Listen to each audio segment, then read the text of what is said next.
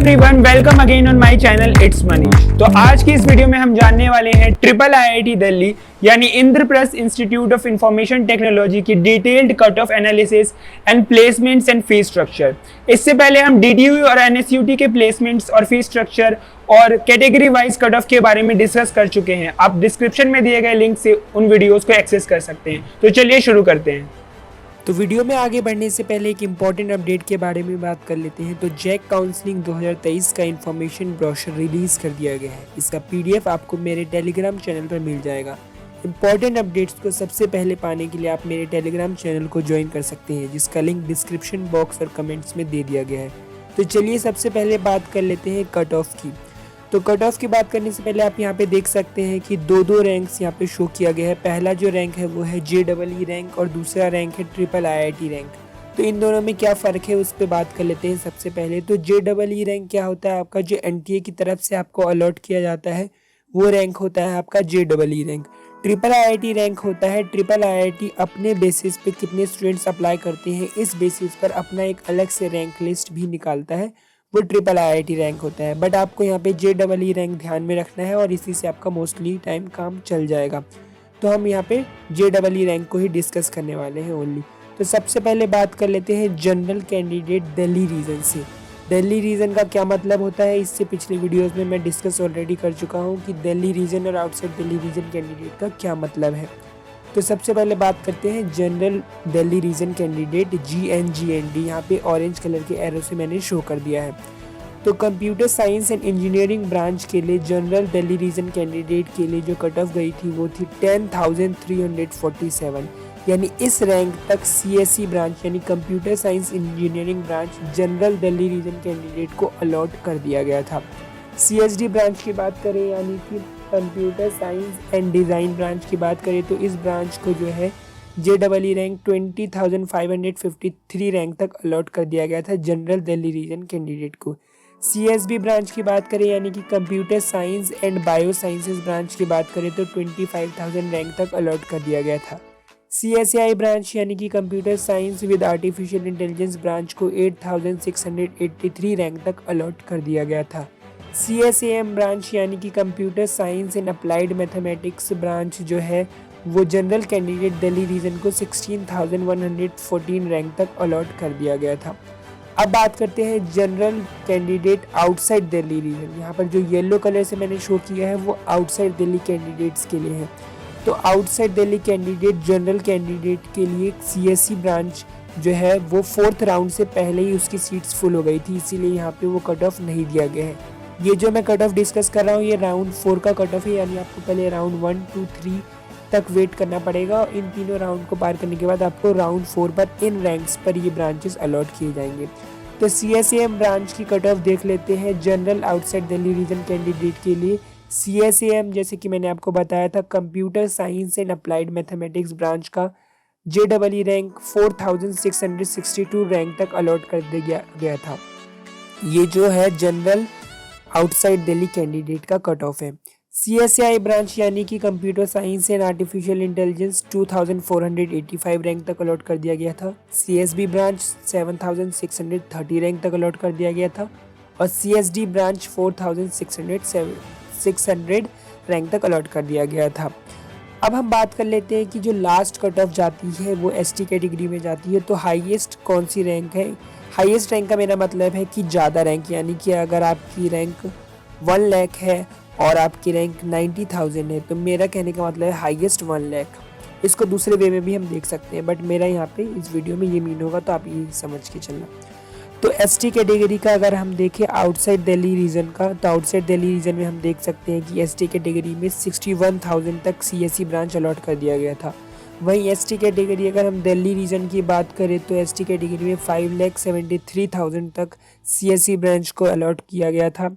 SC category outside Delhi region में 47,000 तक computer science branch allot किया गया था and SC category Delhi region candidate को 1,37,000 तक CSE ब्रांच अलॉट कर दिया गया था।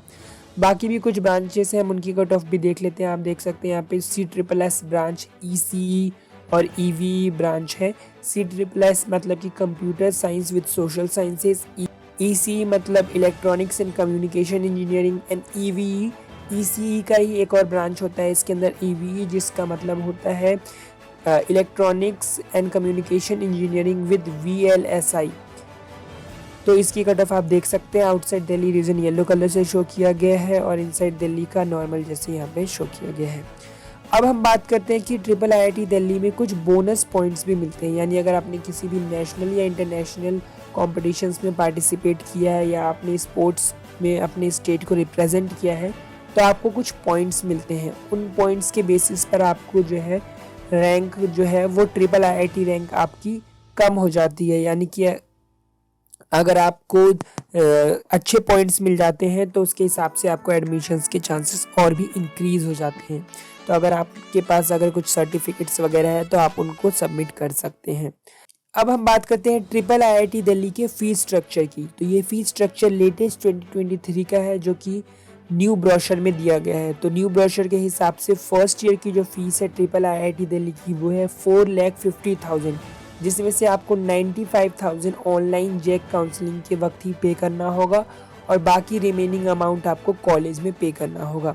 अगर हम बात करें कि बाकी ईयर्स की क्या फ़ीस है तो यहाँ पर बाकी ईयर्स का फ़ीस शो नहीं किया जाता है और बताया गया है कि हर ईयर जो है यहाँ पे फ़ी 6% to 10% इंक्रीज़ किया जा सकता है।